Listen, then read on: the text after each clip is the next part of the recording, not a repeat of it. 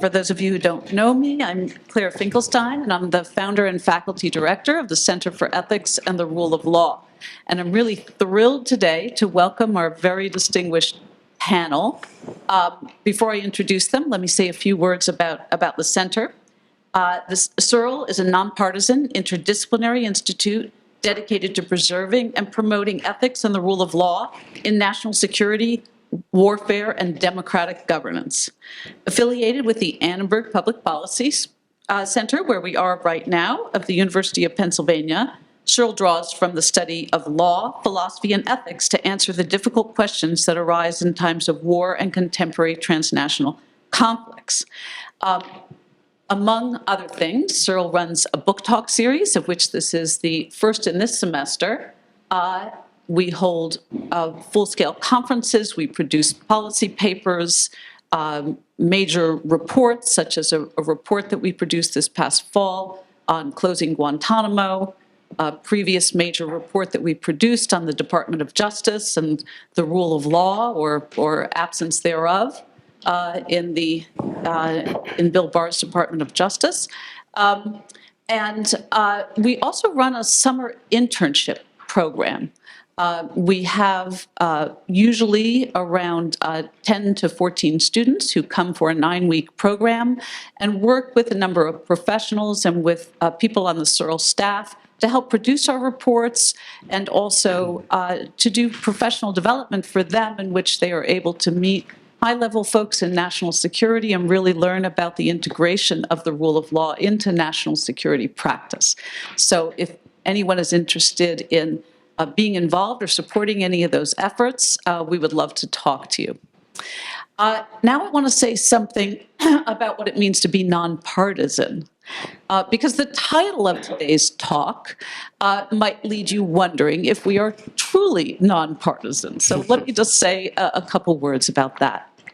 Being nonpartisan is not the same thing as being bipartisan, right? We don't count noses and make sure that we're balanced on every issue, but we do make sure, number one, that we are motivated by and that we pursue a neutral, nonpartisan value, and that value for us is the rule of law. So we are profoundly motivated by exploring difficult rule of law questions, particularly in the hardest area in which rule of law questions appear, and that's in the domains of national security and democratic governance, and also in having full and free debates on plenty of controversial issues, making sure to hear all sides of an issue. So CERL does not endorse the point of view of any of its participants, but we do believe in airing issues, and sometimes airing issues from speakers who have strong points of view. Isn't that what academia is all about, and what open expression and open discussion is all about? So we're going to touch on some sensitive topics today. We're really thrilled to have the occasion of Ira's book to allow us to do that. And we welcome disagreement among the panelists with our distinguished moderator and with the audience, and we will get you all in for audience discussion in the last half hour or so of the book talk. So now let me introduce our panelists. So first, our very distinguished moderator. We are thrilled to have Elizabeth Vale. Elizabeth Vale is the Senior Managing Director at financial technology company IntraFi Network. Previously, she was Senior Advisor and Business Liaison for Elizabeth Warren's Senate campaign. Before that, she was Director of External Affairs at the Consumer Financial Protection Bureau, CFPB, with responsibility for the Bureau's engagement with Capitol Hill, the media, consumer groups, local and state governments, and the business community. She was also a senior policy advisor to Elizabeth Warren on CFPB's implementation team. Previously, she was the White House Business Liaison and Executive Director of the White House Business Council in President Obama's White House. For those of you who have followed her, you will also know she is a very seasoned moderator, and she runs a wonderful speaker series at the Fels Institute for Government right here on Penn's campus. Next, we have John Lapinski, who is a panelist right here from University of Pennsylvania. He is the Robert A. Fox Professor of Political Science and the faculty director of the Robert A. Fox Leadership Program, the director of the Penn Program on Opinion Research and Election Studies, and leading the data science undergraduate teaching effort in the college. He also serves as the faculty director for the Executive Masters of Public Administration Program with the Fels Institute of Government, and as the director of the elections at NBC News. And he is truly someone who knows an enormous amount about elections. In his role for NBC News, Lapinski is responsible for projecting races for the network. So, he's the guy, right, calling it when you see NBC has called the race, all right? That's John. Lapinski's for projecting races for the network and produces election-related stories through exit polls for NBC News, MSNBC, CNBC, Telemundo, and all of NBC's digital properties. And last but certainly not least, we have Ambassador Ira Shapiro, who is our guest author for today. Ira's 45-year Washington career has focused on American politics and international trade. Ira served 12 years in senior staff positions in the U.S. Senate, working for a series of distinguished senators, Jacob Javits, Gaylord Nelson, Abraham Ribicoff, et cetera. He served in the office of the U.S. Trade Representative during the Clinton administration, first as general counsel and then as chief negotiator with Japan and Canada, with the rank of ambassador. He is the author of 2 previous critically acclaimed books about the Senate, The Last Great Senate, Courage and Statesmanship in Times of Crisis, and Broken, Can the Senate Save Itself and the Country? We are thrilled to have Ira, and as I say, to have the occasion to have this conversation because of his really fascinating and wonderful book. And so please join me in thanking our panelists.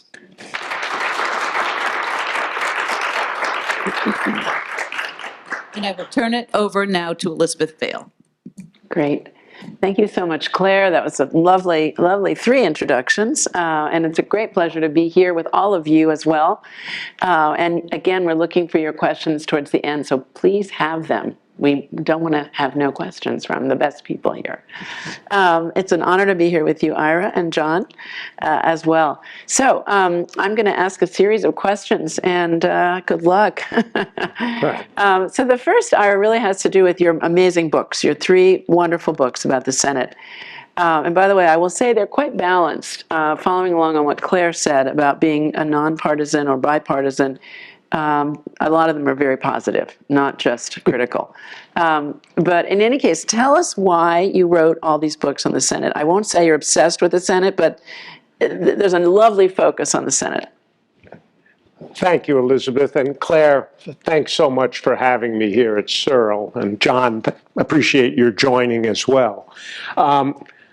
Obsessed is possibly the right word. I've been accused of that. I got hooked on the Senate very early.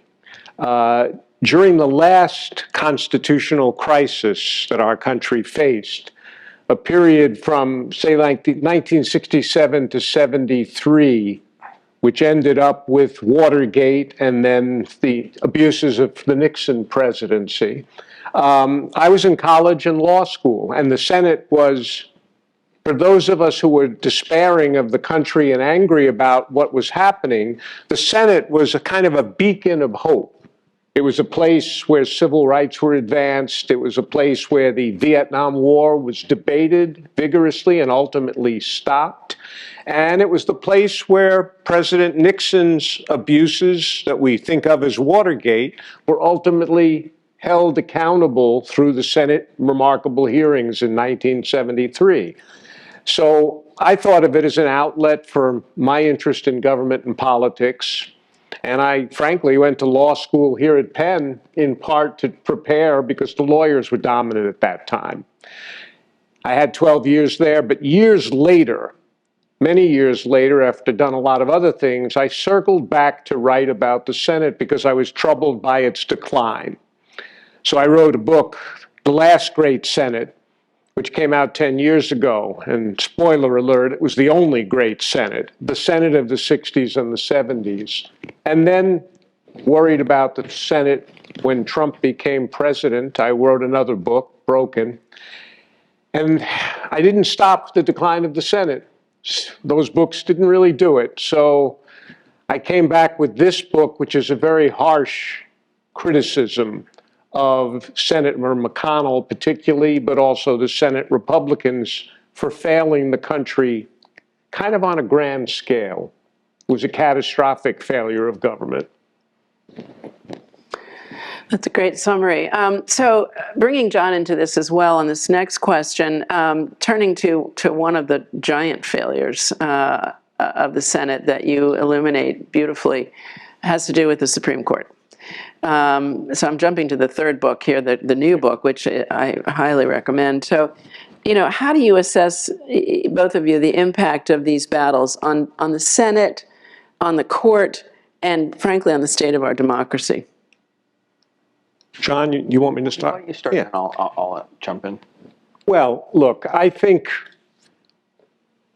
I'm a very severe critic of Mitch McConnell. I think he's done extraordinary damage to the country. He's a very capable person, very skilled, as we know, as a tactician and a strategist, but he's done great destructive things to the country, the worst of which is the Supreme Court.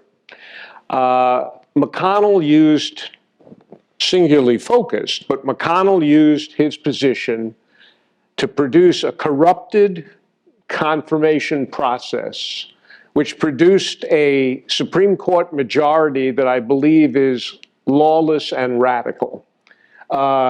The word conservative gets used, but it's not in any way conservative.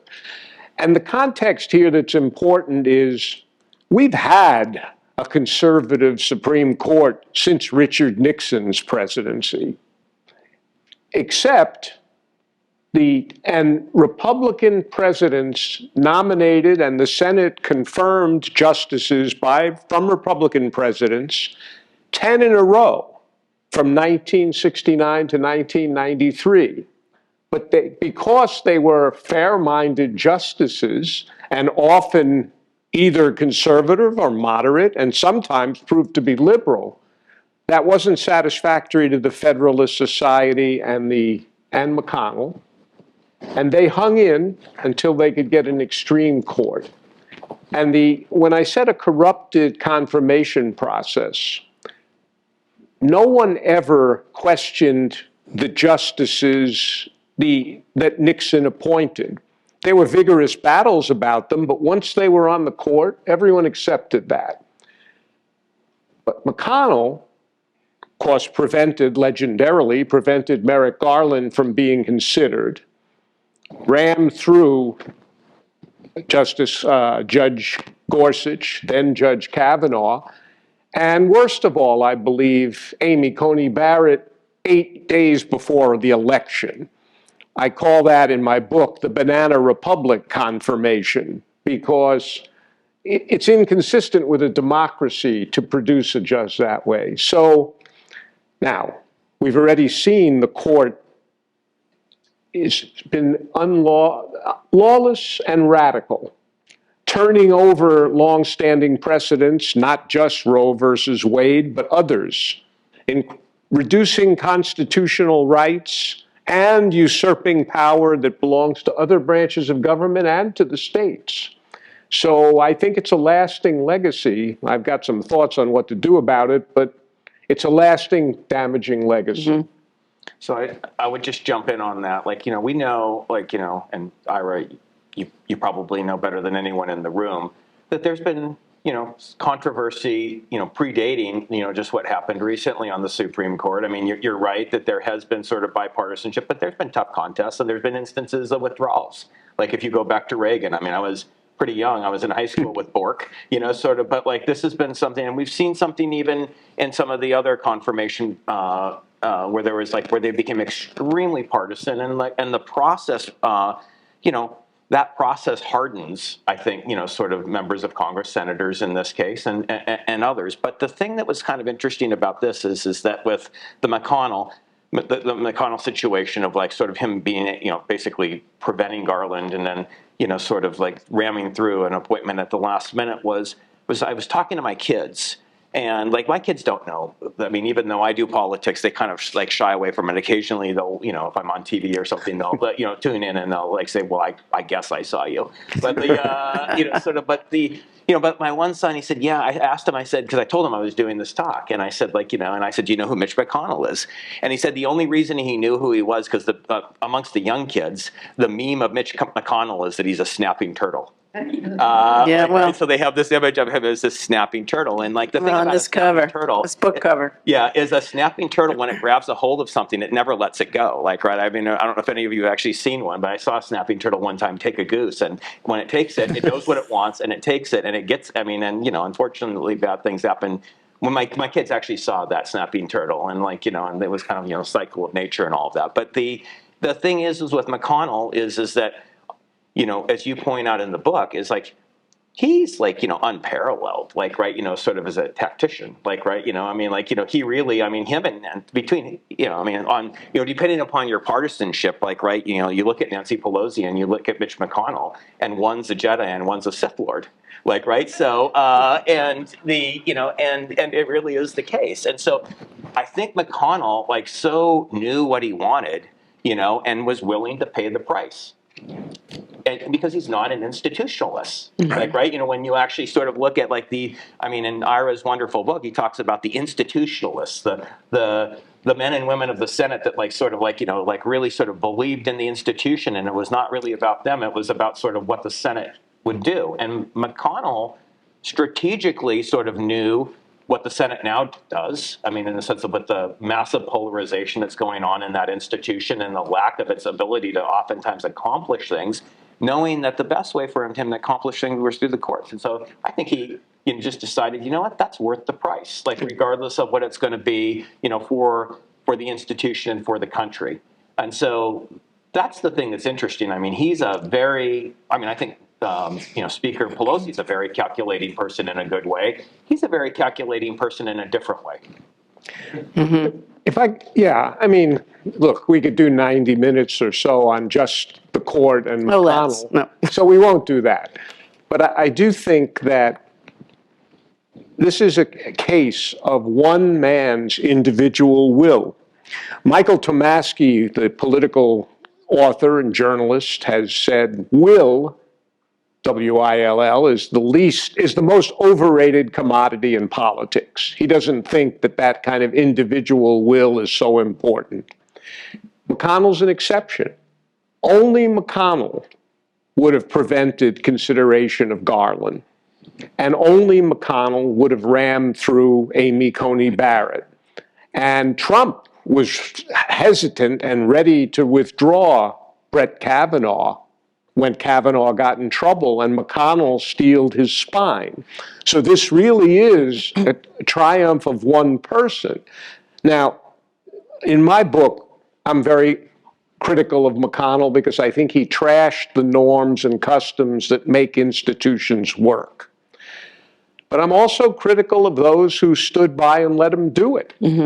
I mean, very few Senate Republicans, if they had chosen, they could have stopped McConnell from doing certain things, and they never did. They basically went along, and with one exception, the Affordable Care Act. But essentially, this has been a triumph of one person's will, and I agree with John. He's not an institutionalist, and McConnell was willing to accept the price that it might entail for the Senate and for the country. Yeah, no, fascinating. Well, clearly he's got his troops in line too. I mean, Chris Matthews recently said to me, both Donald Trump and Mitch McConnell are proven leaders. And I said, what do you mean? And he said, well, they have a lot of followers, which is true. So do you think how much of his hold on the GOP, because he's got a hold, he gets them in line, it was based on the belief that he could really reform the Supreme Court? And how much of the general population do you think supports this? or how much is driven by the Federalist Society? Well, John probably has more poll data than I do. I think McConnell's hold on his caucus predated the Supreme Court fights. They were loyal to him because he delivered a Republican majority in 2014. They respect him because he understands the donor base better than anybody, and he understands who gives them money. He understands how to reward the donors, legislative, regulatory, judicial decisions. I think all that precedes the court, but it created the loyalty so that when McConnell says, actually, we're not going to consider a Barack Obama nomination in an election year, the others hadn't really thought about that, but they say, well, you know, he kind of knows better than we do, so we'll stick together on that. And I think they respect him. And the truth is, he has surfed the madness of the Republican Party for 17 years. I mean, if you look at where the House Republican leaders have ended up, they're all on the side of the road, discarded and disgraced or defeated. And here's Mitch McConnell just going on. Survivor. And even, you know, Lindsey Graham, who talks a lot about everything, Lindsey Graham said last year, well, we can't have a Senate Republican leader who doesn't get along with Donald Trump. Well, we do. Nobody really, I mean, McConnell easily held the position despite the fact that Trump can't stand him and was constantly criticizing him. Well, I would say on that, you know, sort of the, you know, about McConnell is that, you know, sort of when we actually sort of think about public opinion and like Americans' attitudes, I think he's got a good pulse on American public opinion. I actually think that the country's a lot more conservative, especially given our electoral system, how it works. You know, when he actually, maybe, you know, in some parts of the country, it's not this way, but there's large chunks of this country that are very conservative. I think that they actually think that Mitch McConnell delivered for them. And like, you know, now many people may disagree with it, but I mean, I think that and I think a lot of his, you know, sort of the reason why he's been able to get so much support in the Senate, and sometimes even by means maybe that other senators wouldn't really necessarily fully agree with, is that he has delivered electorally, you know, in many cases. And we can get to 2022 later. I know we're going to talk about that because I think that we'll have things to say about like how, you know, what his role was in that election. But I think that for a lot of people see him as like sort of like doing things that they wanted. Now, might have gone a little too far, like, right, you know, in the sense of sort of some of the things that like people wanted culturally and all of that, because like once he, you know, sort of, you know, when we, waded into the abortion issue, which was kind of is an interesting issue, because many of you, I see some in the room that have studied this issue, we stopped asking about abortion on the exit poll for like a decade, because we kind of thought it was a settled issue, like, right, you know, I mean, and for a lot of people, it was a settled issue, and then it wasn't. Like, right. And so I think there wasn't as much public opinion, and like, you know, sort of the pulse was a little, maybe the read wasn't like sort of strong enough. People didn't fully, because we hadn't like really looked at it in such an in-depth way that like, you know, maybe McConnell overplayed his hand. But I mean, again, I think that he, he has, he's done a lot, you know, for a lot of people. Now he's done a lot for a lot of other, on both sides, like, right, you know, in the sense of whether that's good or bad, like, you know, it sort of depends upon who you are. But again, I mean, I think that he's been, I think he actually has a pretty good feel of that. So you mentioned the abortion issue. Playing devil's advocate, there are a number of people in this country who feel like not only did he overreach and misread the American public on that issue, but definitely the Supreme Court did. Do you think in 5 years we might look back and say, okay, that's a silver lining. The Supreme Court not only galvanized a ton of people to vote in 2022, but, you know, looking back, we now have figured out a way to get around what they did, and it actually energized a lot, particularly a lot of young voters here on the Penn campus as well. Well, do you want me to take that? Go ahead. Okay, so I don't want to, Yeah. So, you know, on that issue, I mean, it's certainly galvanized, like, right? I mean, we saw that in Kansas during the summer, Yeah. like, right? I mean, that was like, you know, I mean, I don't think that any of us that were sitting on the decision desks making a projection there, I don't. The level, what we saw there was more than we expected. And so and it was certainly, we saw that, sort of when we're looking through our exit polls and all of that in some places, but galvanizing, okay, so yes, it galvanized, but still, a lot of these policies, why do we care so much? Or, I didn't used to have to project all these races. That picture of me, but a student told me, saw that picture and said, I don't look like that anymore. She told me I look old. And she was working for me on the decision that's desk. not And nice. I said, well, I'm an old person that's going to stay up all night, and you're an young person that's going to stay up all night. We'll see, and we're going to both look the same tomorrow morning. Right? So and she really looked bad the next morning after she had stayed up. And so I said, you look tired. Right? So, but in any case, it's like the, sort of getting back to this, I think that's really important here is like when I was talking about all these races, we're probably going to have to project this Wisconsin Supreme Court, sort of race, because the states now are determining, sort of abortion policy. And so it's galvanized nationally, but so much policy is going to be made at the state level. There's going to be such disparities, right? And now that you've got this court cemented in a certain direction, it's going to be very hard. You know how hard it is. I mean, Elizabeth, your experience in Ira, both are Senate experts, and understand how our separation of power system works. And it's going to be very hard to get anything through nationally. And what galvanized meant this election was the parties played to a tie. Right?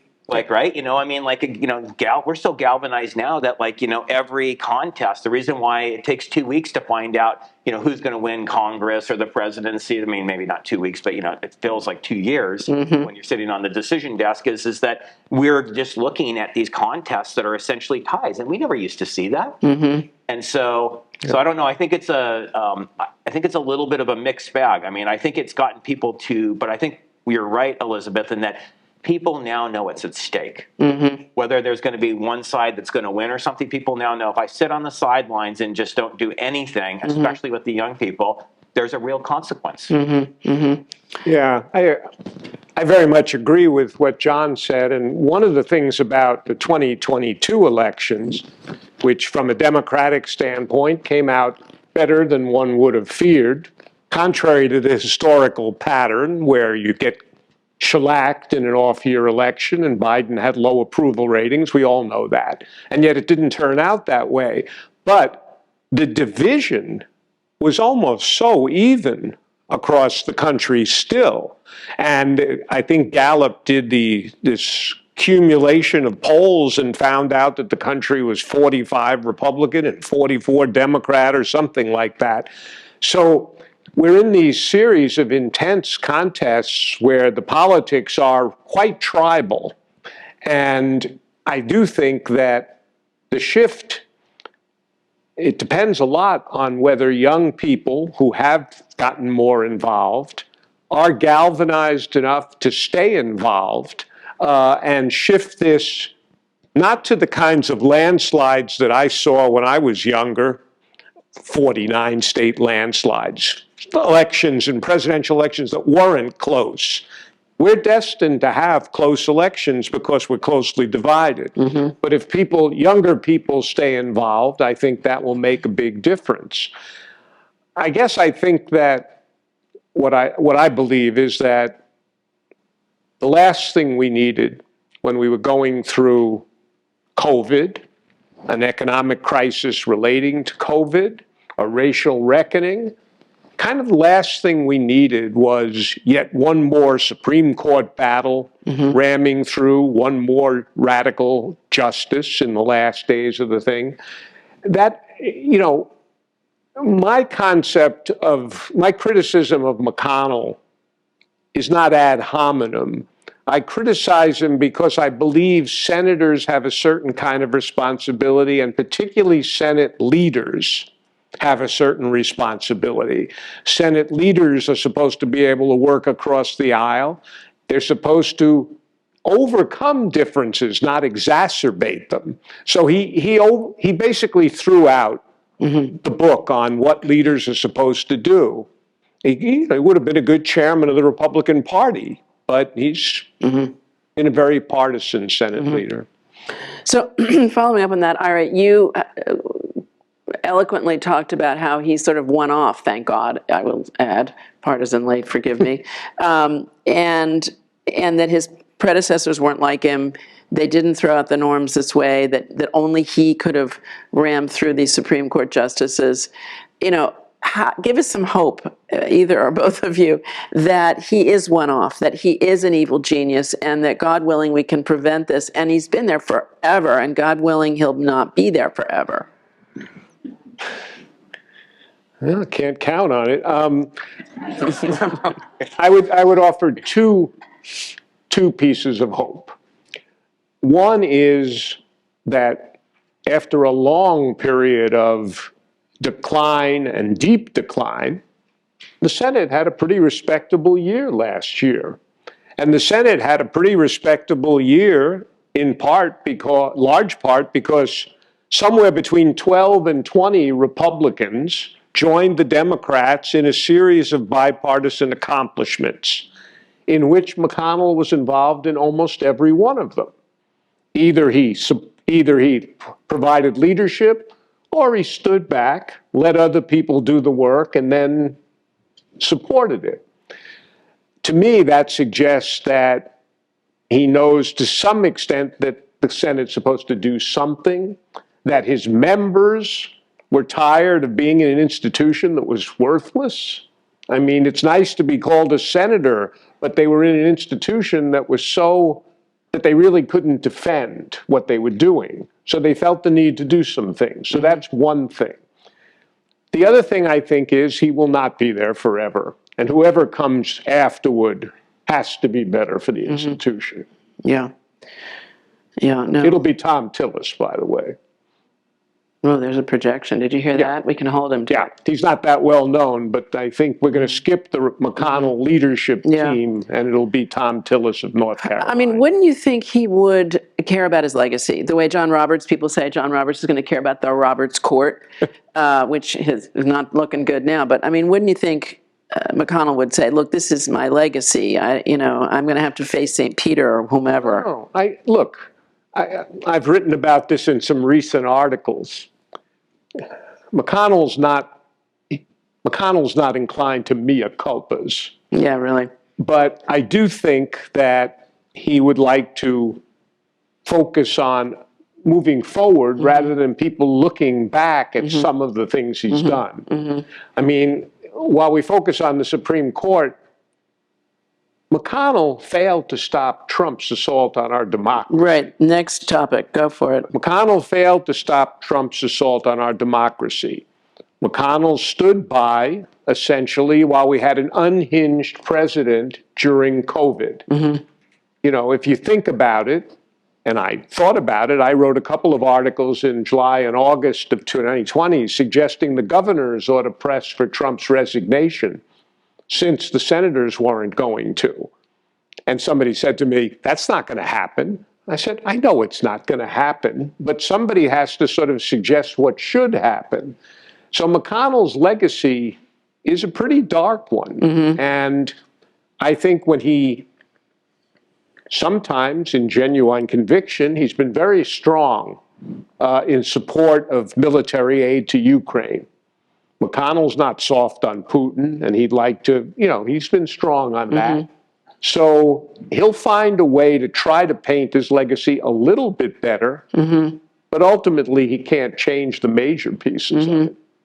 But that's exactly right. I mean, he's very well aware of his legacy. And I think that I don't know, you could never probably get him to say it, but I mean, I'm sure he actually did respect Nancy Pelosi, like the way she sort of ran her shop and was able to sort of accomplish things. I mean, and so I think he knows, again, early on, Trump was giving him what he needed and wanted. He really was early on at the beginning, because there were policy things that he wanted to accomplish, and he thought, and then I think he learned, and I think a lot of people learned that things didn't go the way he expected.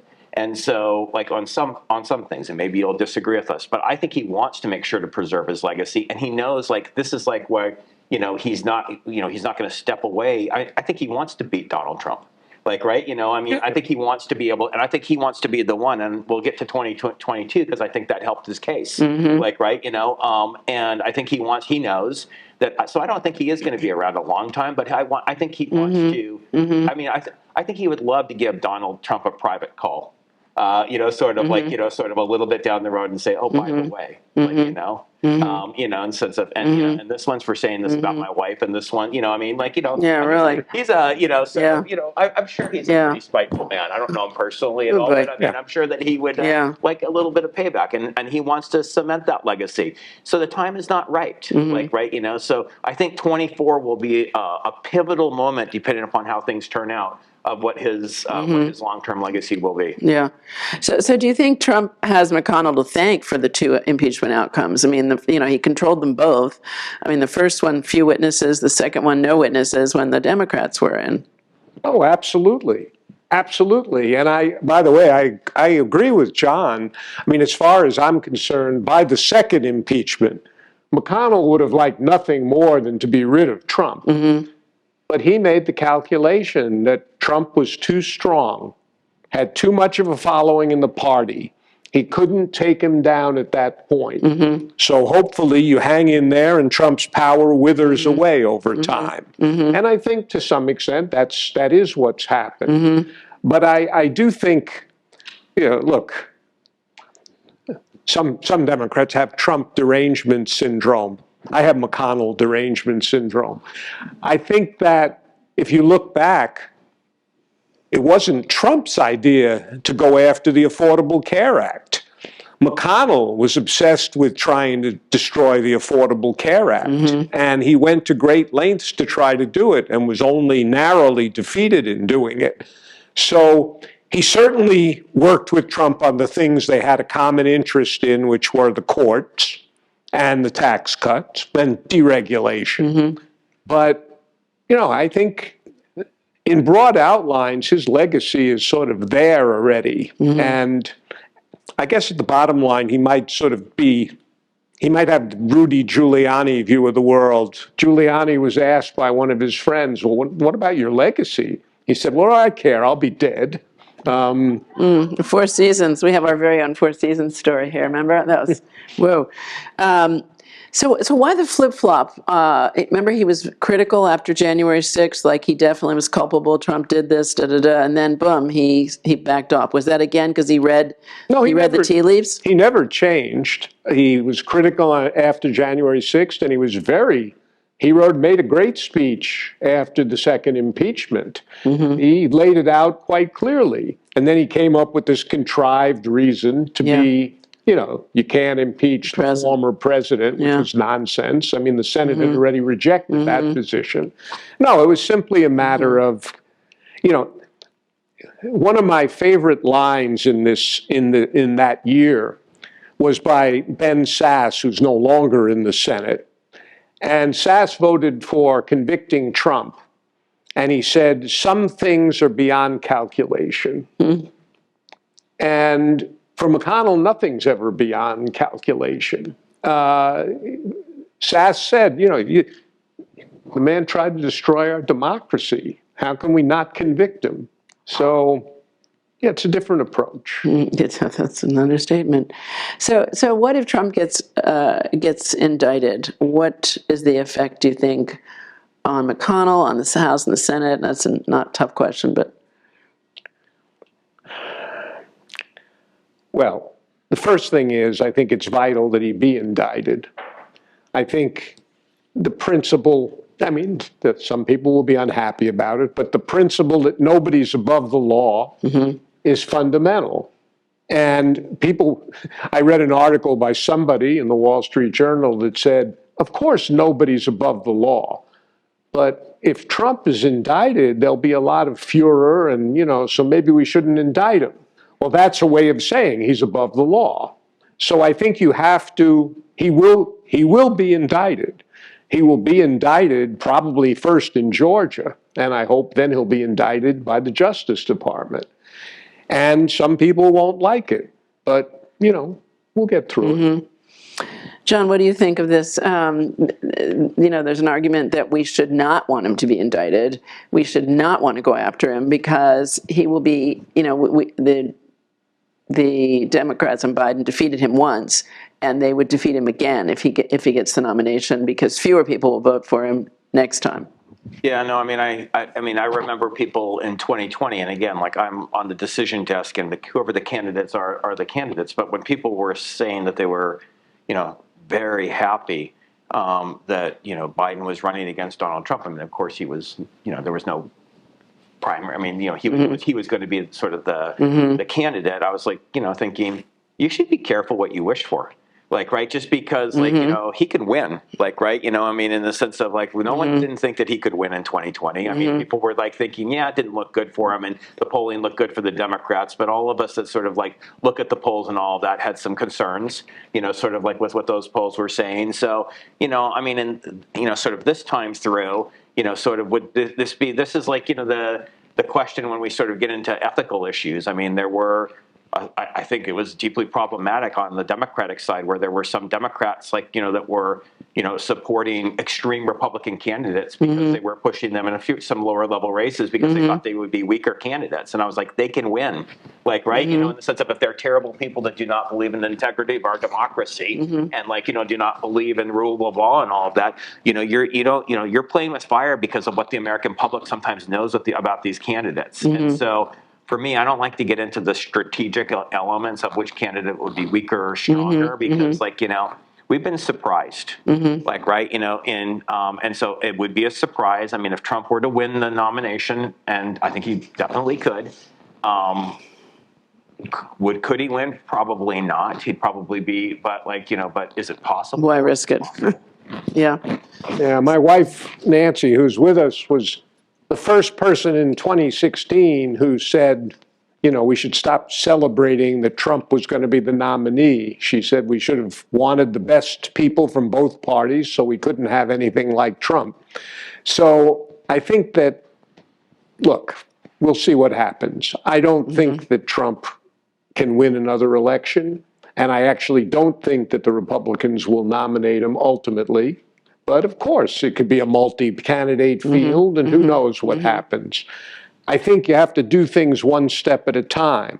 And fundamentally, I think he has to be held accountable for the crimes that he has committed. And McConnell, in his speech, when he condemned Trump and then didn't vote for the removal of Trump, didn't vote for his conviction, said, we have a criminal justice system. And if the former president has to be pursued through that, so be it. So just to finish up on the Senate, really, and looking at it more broadly, there are a lot of people who say, it's really become anti-democratic, small d, and we should abolish the Senate, which is a little crazy. Or we should have a new constitutional convention because of this tremendous imbalance that 40 million people in California have 2 senators and 800,000 in Montana, Wyoming have 2. Yeah. Well, the founders gave us a problematic situation, although in defense of them, they had to make that compromise to have a constitution, number one. And the population disparities weren't that significant. They never really dreamed that California would have 40 million people someday, and Wyoming would have 680,000. It's interesting, we didn't hear the complaints about the anti-democratic nature of the Senate when the Senate worked. When the Senate worked and we had real senators from Republican states and Democratic states, when the states were not so red or blue across the board, then people sort of took it, the Senate worked as well. We've had the problem that now the red state senators and the blue state senators are really separated pretty much regionally and ideologically. And so the Senate doesn't appear to be working. I would say, number one, it worked last year, surprisingly. And so my books and my articles, I try to encourage senators to be real senators. You've got a privileged position. You're not just a partisan hack. You're supposed to balance your party loyalties with your loyalty to the country. You're a national figure. You're not, if you wanted to be a state legislator, you should have, nothing wrong with it, but you should have stayed in your state. So we had some red state senators who did a lot of good things in the last year, and I hope that that would continue. I think they responded to Joe Biden's leadership and to the kind of leadership Chuck Schumer provided, and to their own view that they really needed to do something. You know, they were getting kind of embarrassed. Well, but the Senate also, I mean, you know, you said that it worked last year, and it did. And, like, you know, if we go back historically and look at the Senate, like, you know, I mean, I did research a long time ago on, like, you know, sort of looking at, you know, legislation, the legislative process, and looking at, like, all, you know, and, you know, when you looked at all, like, significant landmark legislation, and all that significant landmark legislation, all these controversial pieces in some instances really weren't all that controversial, because, you know, you get like 70 to 80% of the Senate to go along with them. Like, right, there'd be lots of compromise and all that, but, like, you know, so in the end, you know, it would sort of work. But now, when we talk about, like, the Senate not working, mainly I think we're thinking gridlock. Look, if there were a couple more Democratic senators, like in the Senate we might have lost the filibuster.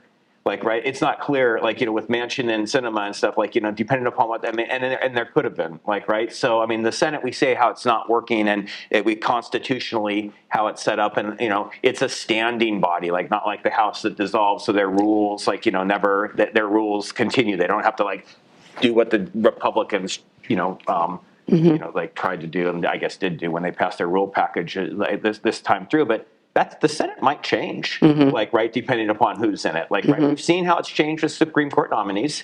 Like, right, they've changed those rules on what can be filibustered and what can't be filibustered. So, like, that, this is not a static institution. And I think that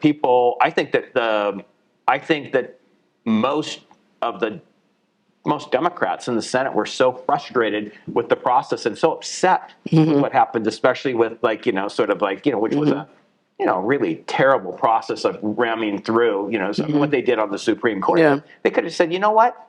Okay, like, right, you know, in the sense of, if that's the way, if those are the rules, like, right, I mean, you know, they're getting into a place. I remember in the movie The Untouchables, right? It's just like, if you send someone to the hospital, then, you know, if they send someone of yours to the hospital, then you send one to the morgue.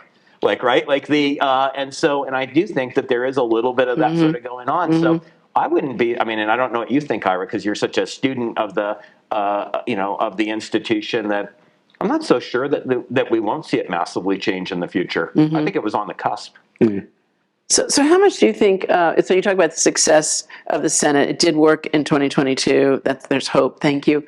And actually, Heather Cox Richardson, if you all read her this morning, said she thinks Biden could well turn out to be the most influential senator administration since, you know, Teddy Roosevelt and FDR to restructure the country. And some say that he's accomplished more than any president since LBJ, off a very low expectation, right?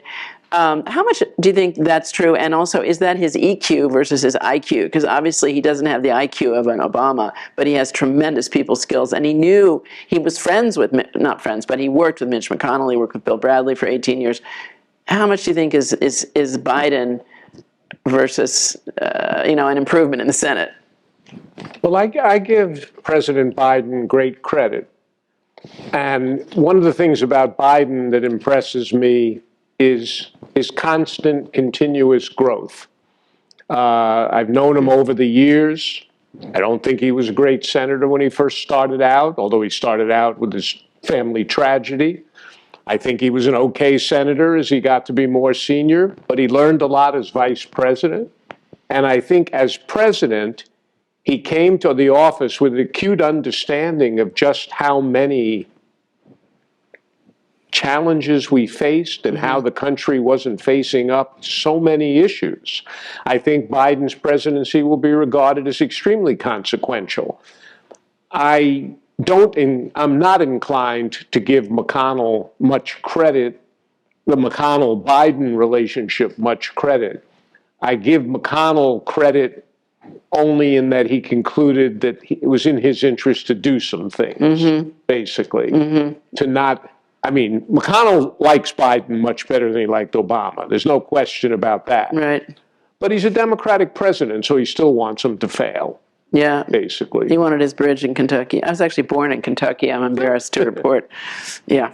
Anyway, John. Well, I'm just going to say on that, I think that, it was sort of low expectations. It was an extremely consequential sort of Congress, right? I mean, and they really accomplished more, even though there were some disappointments, right, and that maybe there could have been more. It was a tremendous amount, but I don't know that I would quite stack it up that way historically. Right? I mean, there's other Congresses also where the presidents, and by the way, I think there's similarities. If you look at the 107th Congress, it was right, Bush, right, he accomplished nothing, right, I mean, in the sense of it was I think it was the. What was the Education Act that No Child Left Behind? It was the only thing that he got through for his first 6 or 7 months.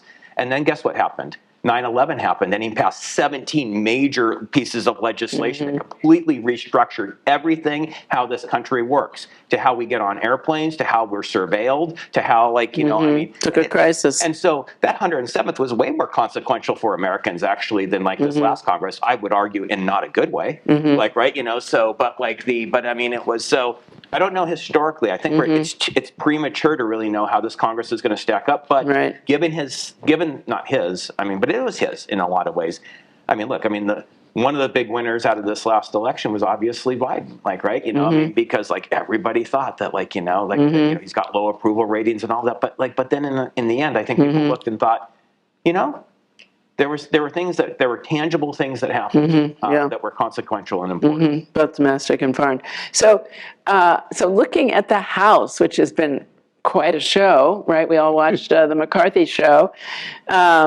What do you think the implications of that are for not only the House getting stuff done, and maybe for the Senate as well, but also what kinds of investigations do you think we'll see, and will they amount to anything? I mean, like Hunter Biden's laptop, can we just forget it ever? Well, look, I think Washington Post columnist Dan Balls described the House Republicans as sort of the petri dish for the broader Republican Party. I mean, the party is by and large moved constantly from conservatism to radicalism to nihilism to an anti-democratic view, small d view, that is very harmful to the country. And the House Republicans, as we know, they're not checked by having to appeal to a whole state. So they run in these safe districts and they run to the right, and they're crazier and crazier. So in general terms, I think that anything they pass will not be passed by anyone else, neither the Senate nor the president. And they're not likely to go along with anything that the Senate passes and the president wants. So it's going to be a bad 2 years legislatively. I think they will do significant investigations, and they will cause a lot of trouble for Hunter Biden and therefore for President Biden. I'm a little, John, I'll be interested in your view, because I'm a little less concerned about the debt ceiling crisis than other people are. I think that ultimately they will, many of them, and particularly McCarthy, will find a way to stay just on the side of the line of craziness on that issue. And not because they're responsible, but because they think it would be politically bad for them. You know, Newt Gingrich overreached, and it helped Bill Clinton get reelected. The Tea Party overreached, and it got helped Obama get reelected. And McConnell and others would say to McCarthy, A, you want to keep your speakership, and B, you don't want to be responsible for us losing in 2024. So I would think they might avoid that problem. Well, all all I would say to this, next time I see Chuck Todd, I'm going to bring to him something that I have in my office, and I have a coffee mug that says, "Welcome to the Goat Rodeo," and I'm going to ask him to give it to Speaker McCarthy. Oh, I love Because, because I actually am not so sure that they don't have, I'm not sure what they've got going on there. I am actually a little worried about the debt ceiling. And, I'm thinking maybe I should put my TIA CREF and fixed, sort of a fixed interest thing for maybe a year. Because I don't think McCarthy, look at the people, some of the people that he has in his caucus, right? Do you think, would you want to predict the behavior of Representative Boebert? I wouldn't, right, in the sense of, maybe she is, and so I do think that there's, some uncertainties to the point of the investigations. I think it's such a partisan issue now, Elizabeth, that I just don't think it's going to really matter on either side. No one cares about Hunter Biden anymore. Some people do because maybe it's good sport. If you read, the Post, possibly, you'll get an interesting, for story for some people. But I just think those attitudes are hardened, and people are just kind of done with it. And so I don't think that they're going to be that successful. It'll be also interesting to see how the media outlets sort of approach this, sort of what types of attention and coverage that they'll actually give, to these sorts of things. So you mentioned we're talking about the Republicans and the split there. There's really a three-way split in that party, as you're saying. There's the far right, then there's the right, and then there are the the formerly Republican moderates, the Romneys of the world. What's the future there? Could we get a third party? Are people just throwing up their arms with that party, or are they too splintered to do anything? I think, there aren't very many moderates left. Most of the Republicans that I knew who were moderates are now never Trumpers. They don't really identify with the party anymore. Romney's still a Republican, but there aren't very many of them. I think the Republicans will not reconstitute the party until they're defeated again very severely. I think we're stuck with this Republican Party. And in response to John's comment, I didn't mean to sound indifferent or to the possibility of a debt crisis. I'm just less certain about it than a lot of other people are. I think there are some reasons why things might work out, including the fact that McCarthy's speakership, one could say, hinges on his holding all his Republicans. Well, it actually hinges on whether the Democrats put up with him as Speaker. The Democrats plus a handful of Republicans could keep him as Speaker. So he has to walk a pretty hard line.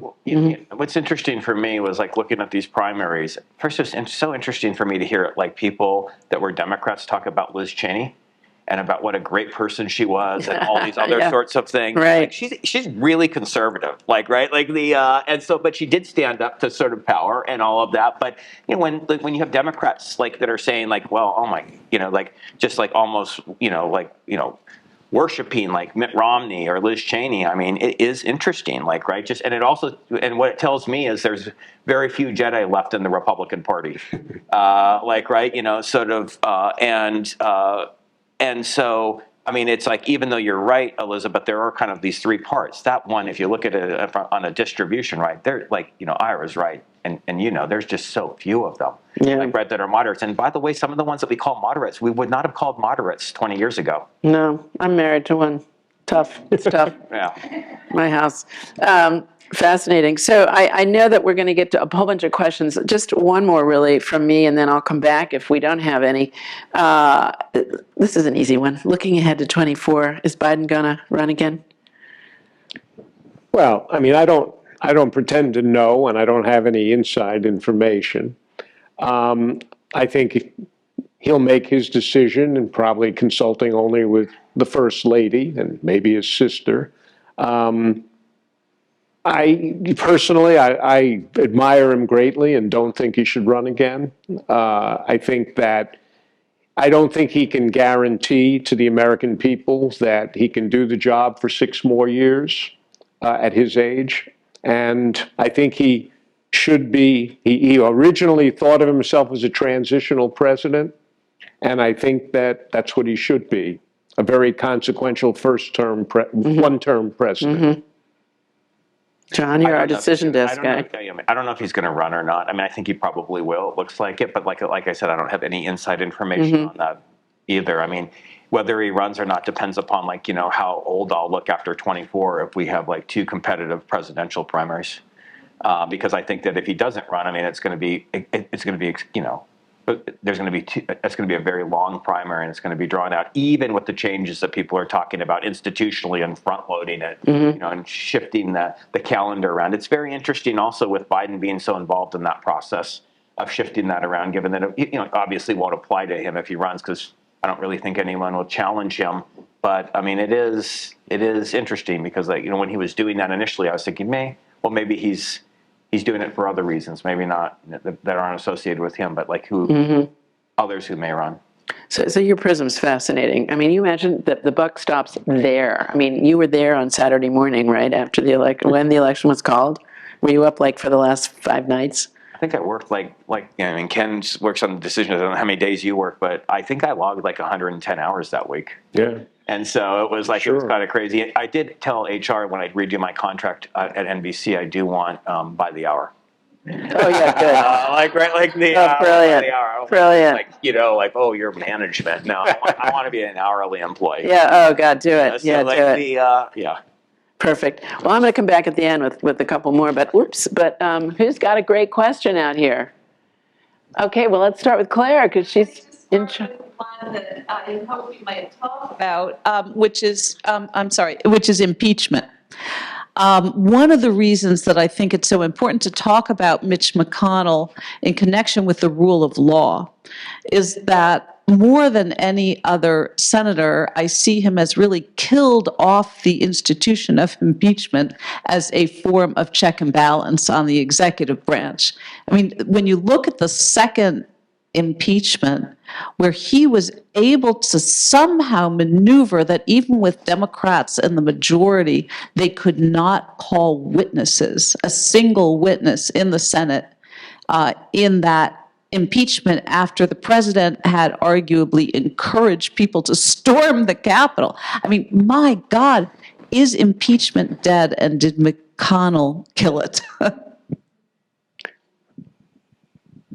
Well, I've thought about that a lot, and I address both the impeachments in my book.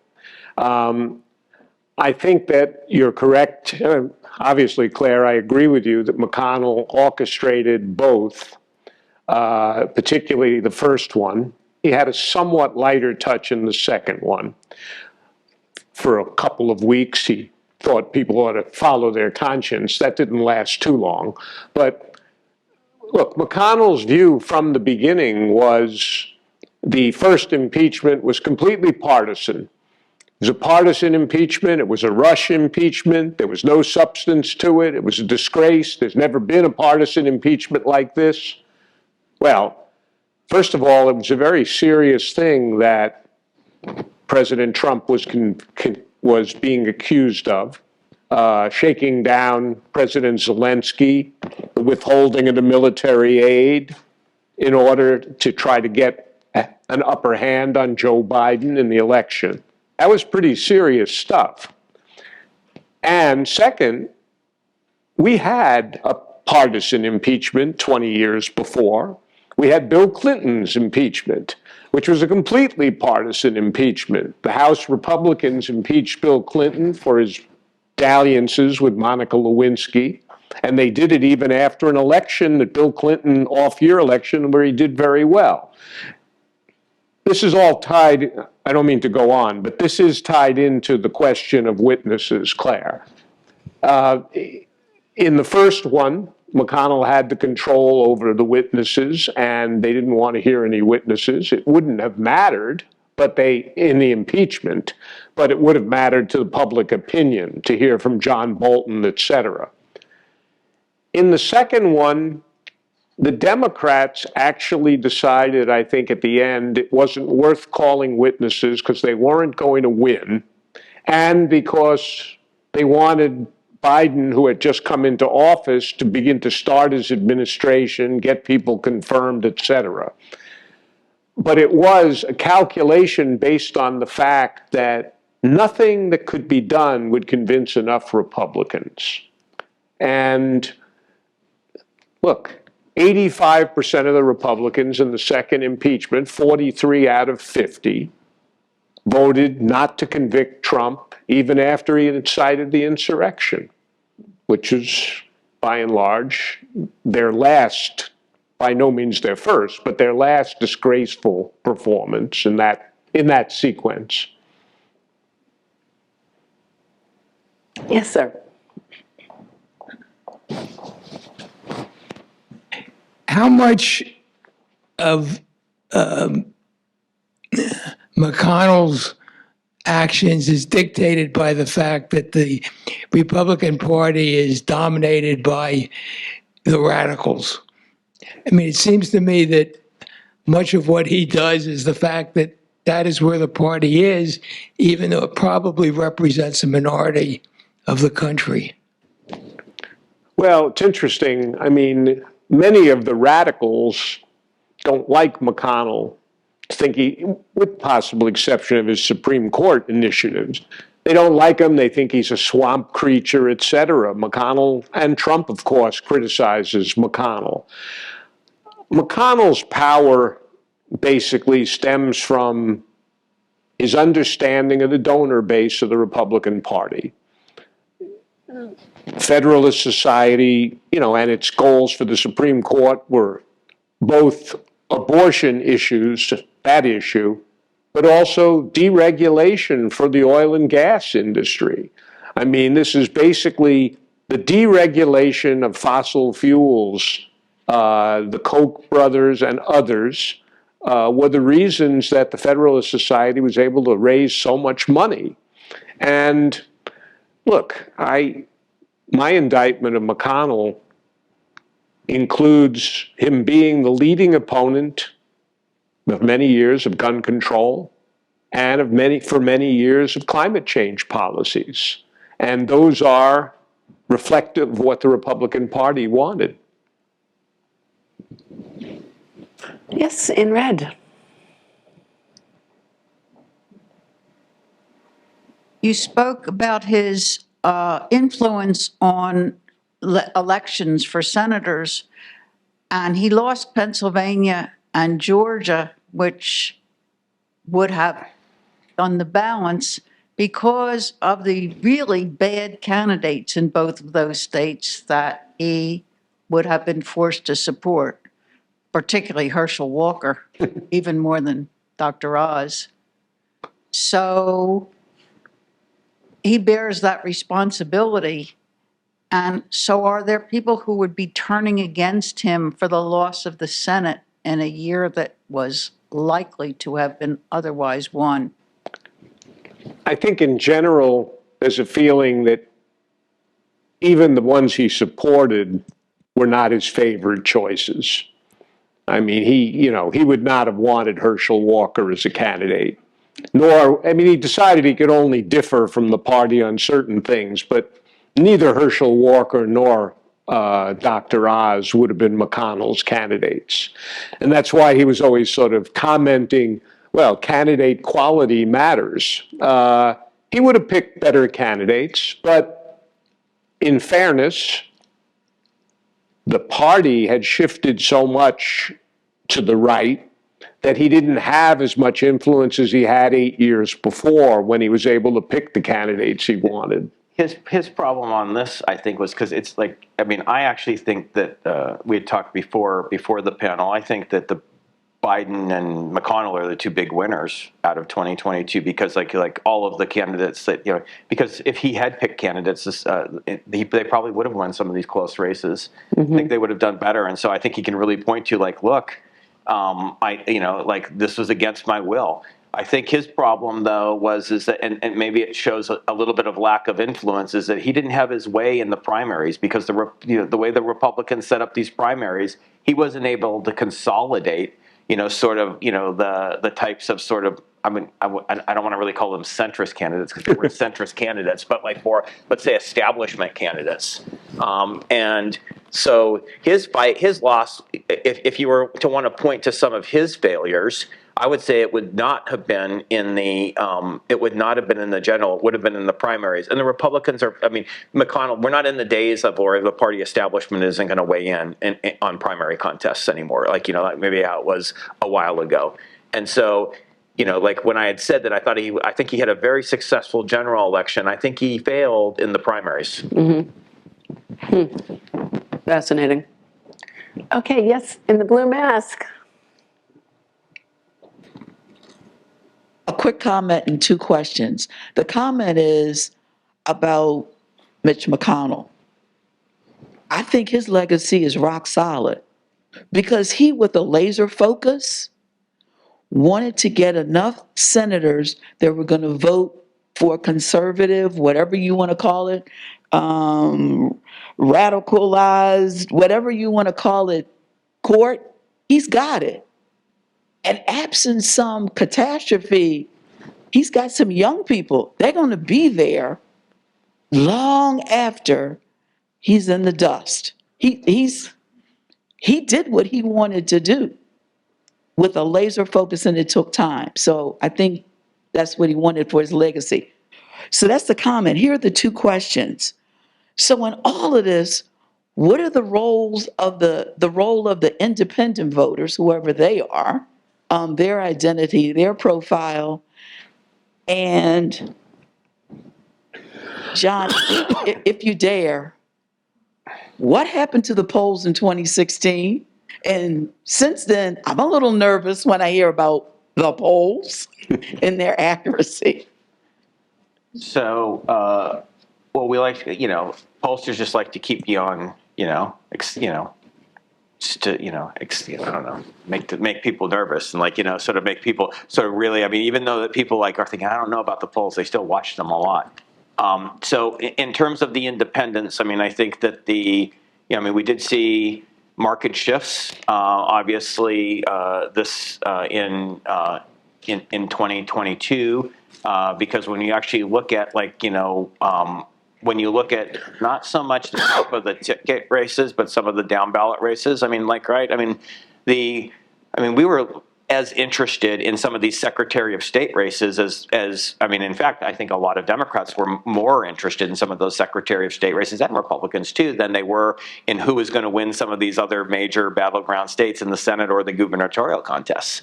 And so, right, because really when you start thinking the democracy's on the line, well, there's no, and that maybe rule of law will not last, and that our integrity of our elections may not be. Maybe they do have integrity now, but they may not in the future, would depend upon who you pick to sort of oversee the counting of the votes. Right. And so, and what was interesting there, and the independents did come out, right. And we by the way, saw differences, right, sort of in these contests, where we saw instances of where I think it was more ballot roll-off, sort of than it was actually Republicans voting for for Democratic candidates, but independents, there was movement on those independents, especially in those contests. And I think that sort of mobilized them. It's not just Secretary of State races, it was a few Attorney General races where they're consequential. They're not in every state, but they are in some. So I think that they played a role. I mean, in terms of the polling, obviously 2016 was a big mess. But one of the interesting things, if you look at some of the analyses of the polls, is that there were big misses before 2016. It's just the polls got the winner wrong. There were big misses in 2012. It was just that the spread was more, and so there wasn't that much of a huge difference between those two elections. It's just the election results were quite different, and so the polls have been off for a while. I mean, there's obviously lots of non-response problems in 2016. A lot of people thought that it was because we didn't wait on education appropriately, and there were a couple other things too. Those corrections sort of were made. Actually, the polls performed reasonably well in 2018, and then had failures again. And part of that has to do, I think, with the differences between polling and polling. I mean, part of it has to do with polling in presidential years. Part of it has with Trump being on the sort of on the ticket. But what we're, sort of what we're getting, and I think, like the one last thing I want to say on this, I think we have to rethink how we actually present these polls to people. Because in the end, like pollsters kind of make up the data. And what I mean by that is they don't no, they do, right? Because in the end, they're making very consequential decisions. They're making doing the polls, they're making the calls and all of that. But when we're talking about horse race polls in particular, the makeup part is that you're making very strong assumptions on what you're weighting to. When you're talking about party composition, when you're talking about your turnout models and other sorts of things, you're making very consequential decisions. And oftentimes when you see outlier polls, it's because they're weighting to a different target, or they're not weighting to party ID or other sorts of things.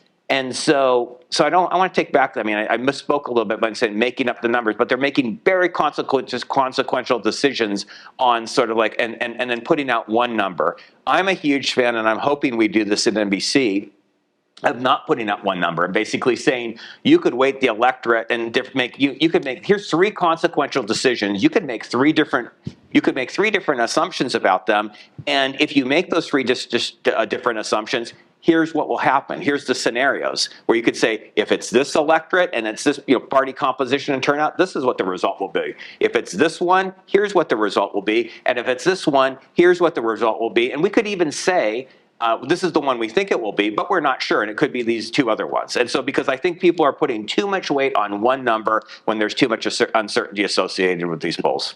Has that ever been done? There have been a few instances. For example, the New York Times did a nice little piece where they I can't remember how many pollsters there were, but they took 6 leading pollsters and gave them the data and said, you do your magic on the polls and see what the results were. And they came up with different numbers. And in one instance, one of the pollsters came up with a different winner. And they were doing exactly what I was saying. They were making their assumptions on party composition and all these sorts of, and on what the turnout would be, on their likely voters. And so, yes, it has been done, but it's never been done on scale. Mm-hmm. And so, but given that, that people look at all the problems we had this last cycle, also with, it's not just, you have to be able to sort of be transparent to people. The problems we had where we had obviously partisan pollsters throwing out garbage numbers. Mm-hmm. You and I both had the same reaction when a pollster basically said Patty Murray might lose in Washington State. Yeah.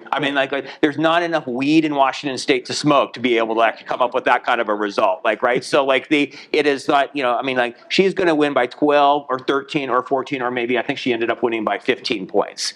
But there's been a big disservice done. You can see I kind of have strong opinions on this with polling on basically, not being transparent, sort of with people. And also just not being careful, Nate Silvers and his 538. You shouldn't have polls in a poll aggregator that are being conducted by high school students, right? You shouldn't have polls that are absolute partisan polls where we don't even know if they even conducted the poll because they don't release any data or any actually information on the polls. I can make up poll numbers, right? If I wanted to, just make up, fake some, crosstabs and all of that. Maybe these people did the poll, maybe they didn't do the poll, but we can't know. And so I think that the polling industry sort of is at a crossroads, and I think that that where we need to do a better job. Well, and it started already. I was saying there's a poll out today on New Hampshire already. Yeah, it's out there. I won't comment on the polls, but I did want to go back to the Supreme Court for a moment. In 2018, when everyone was focused on Trump, understandably, I called McConnell the other threat to our democracy. Now I think the court is a threat to our democracy. McConnell, in his speech, congratulating himself for Amy Coney Barrett, ended it by saying, basically, a lot of the things we've done in these 4 years can be undone in the next election, but they won't be able to do anything about this, the court, for a long time. By they, he meant future presidents, future Congress, and future voters. That's a pretty appalling statement from somebody who's a leader in a democracy, and I don't think it's really an acceptable position.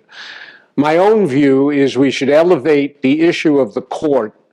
Personally, I would advocate 18-year term limits, which was considered by the Biden Commission, and a lot of people favored it. I would favor 18-year term limits, and then I would favor immediately pressuring those who have been there more than 18 years to leave, because this court has been an utter disgrace in every respect. And this notion that John Roberts is worried about is an institutionalist worried about his legacy, he certainly has a right to be worried about his legacy. Even before the three radicals got on the court, just Citizens United and the Shelby County decisions alone were enough to be a shameful legacy. And how about Clarence Thomas's dear wife? Yeah. Okay, how about back here? Yeah, that's a whole other hour. Hello. So I want to play devil's advocate for just a second. So you kind of, from this talk, present Mitch McConnell as something of a discontinuity in Senate history, that like he is the cause of a lot of what we're seeing here. But the rise in the use of reconciliation to bypass the filibuster, the increasing controversy surrounding nominations, these are things that at least precede Mitch McConnell's time as majority leader. And, we can think of like big examples of Harry Reid lowering the filibuster threshold for non-Supreme Court nominations in 2007. So I was wondering if you could just say more about why you think Mitch McConnell is a unique cause in this decline of the Senate and not just a manifestation of this longer trend. That's a great question. It's well put. And I think my book explains it, but that's a good answer. No, look, I would argue, and I have argued that, or written, the Senate's been in decline for a long time. I'd say 30 years. You want to start 1991 with Hill Thomas, basically. Been in decline for a long time. But what you see for the first half of that decline is leaders kind of struggling to make it work despite the centrifugal forces pulling our politics, making our politics more difficult. When McConnell and Reid took over, they stopped trying to make it work, and they just became faction leaders.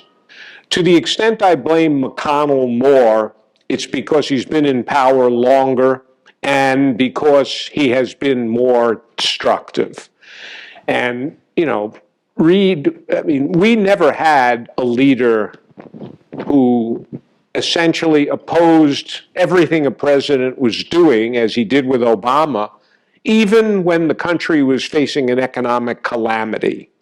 So I think the argument, I agree that there's a continuity, but I sort of see it as a kind of gradual, long decline, and then all of a sudden it falls off the cliff into a sort of endless downward spiral, and that's McConnell.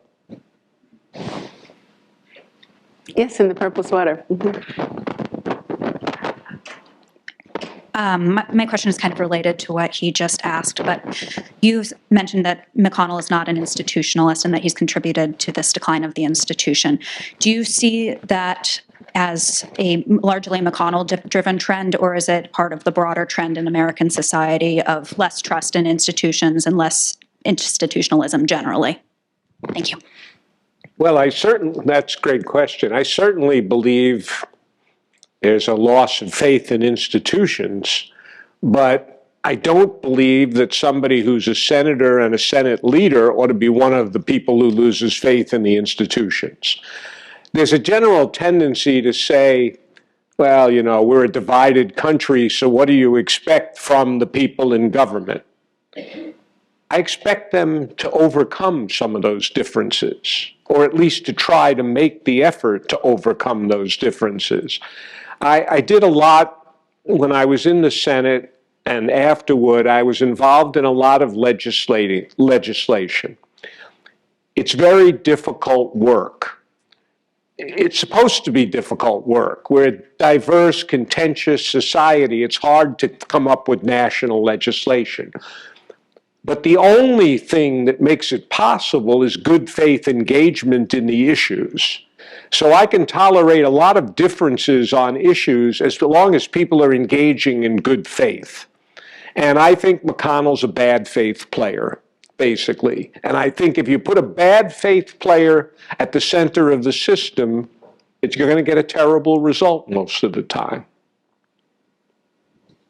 Okay, let's have one more question from the audience, and I get one more, and then I think I see wine. So, yes, okay, great. Talking about the law, it would be unprecedented if, and forgive me, what's his name, gets indicted. But if that happens, how does that play out? Where's the law? Who would make decisions? Who would stand and say, as indicted, you can't run. You can't be nominated. God forbid, you can't be elected. How does it, where's the balance of power? Where does where does it lie? And who would say that and make those decisions? Well, that's a great question. And I think that in general, well, look, there's an argument basically that the 14th Amendment prevents an insurrectionist from holding office in our country. Okay. Number one. But number two, you know, it's a political process to some extent. The voters will have to decide whether they want somebody who's been indicted and maybe not yet convicted, or someone who's been indicted and then convicted. But I think, you know, I think that we have to take it one step at a time.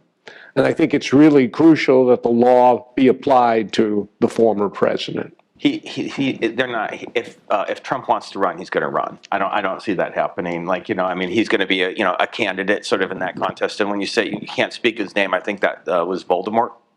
I'm just kidding. But no, I mean, I don't think anybody on the Democratic side is really going to try to prevent him from running. Potentially, maybe, Elizabeth, for what you're saying, that they might think of him as a weak candidate, but they also might think of it damaging their candidate. And so I would be extremely surprised under any circumstances that this actually is like resolved in any way, shape, or form, that would happen before, sort of the, early February in 2024. So I don't think that, I think there's going to be a lot of punditry on like TV, certainly on MSNBC, and NBC also, and our other, and the other cables and networks. But like when it actually means to, like, when we think of concretely, like what will happen is if he decides that he wants, I think the way that Trump does not run and pulls himself out is if he just thinks he's going to lose. Like, right? Mm-hmm. If he really thinks he's going to lose, then he'll pull himself out, like, yeah. Right? In the sense of, but other than that, there's no one else is going to stand up and like actually try to prevent him from running, I think. Except you thought he was going to lose last time. Remember, he wasn't going to win. It was just good for his brand. Oh, I don't know what he thinks. Like, right? Like in 2016. Yeah. Oh, in 2016. Okay. Yeah, maybe in 2016 he had a different calculation. But he's not a rules person, right? Anybody that was actually following this knew that like when you have that many candidates and you can win with a plurality, like, mm-hmm. Right? That's like what may carry him to victory in 2024. Republican rules. And by the way, the Republicans, if they really didn't want, sort of a candidate like him, not Trump, but just like if they really thought that was detrimental to the party, then they would change their party rules, because that's not possible to happen with the Democratic rules. Like if you have proportional sort of allocation of delegates in the way they structure their system, you can't win. You can't be a plurality winner like that. You could, like, maybe at the end, but not the way he won. And so the rules matter a lot. Mm-hmm. Well, on that happy note, I get the last question. Claire, thank you for having us. It has been fabulous, and your wonderful, wonderful center of ethics and the rule of law. So on that note, Do you think the sort of difficult 6 years we've had, at least 6, and the demise of a lot of our norms, so to speak, not only in the Senate but the White House, will call into question the future of an ethical country, the future of the rule of law, the future of our democracy? Well, I think it certainly has called it into question. But I think the answers have been positive to some extent. I think the election was a positive answer. I think the work of the January 6th committee is an extraordinarily positive answer. I think when Trump is indicted, it will be a good answer. But look, I only deal with the Senate because it's a manageable problem that I can sort of think about. I can't tell you whether democracy can survive social media. Yeah. I mean, that's sort of a question that I'm not sure about. But I do think the rule of law is fundamentally important and is being upheld. I think the one thing I would say about it is we've seen Trump's abuse of law as a private citizen, the way he misused litigation. He's done it again, and it takes a long time to get legal results, and he's been able to take advantage of that. My one word on ethics would be that not enough people did the right thing when they should have. I sometimes ask myself, what was Rob Portman thinking the last 5 years? I mean, it wouldn't have taken that many people doing the right thing to have prevented some of this. And Toomey, the people who were going to leave. Yeah. Yeah. Well, thank you so much. This has been a marvelous panel. Really appreciate the conversation. And a special thank you to Elizabeth for her expert moderating. I want to invite you all to a small reception over here, but before I do that, I just want to thank the CERL staff, which has been so fantastic. And we haven't been in the Annenberg Public Policy Center that long, and so we're still getting used to our operations, but I think we're running very smoothly here now, and I'm just so proud of our staff and so grateful to the Annenberg Public Policy Center for having us here. I want to be clear, this is not an APPC event. We do a number of events and programming and put out publications in conjunction with APPC, but they wanted us to stress our book talk series is very much our own thing, but we're very grateful to Kathleen Hall Jamieson and to the Annenberg Public Policy for allowing us to hold our book talk series here. So without further ado, please join me again in thanking our panelists. Thanks to all of you, and please join us for a reception. Thank you. You're wonderful.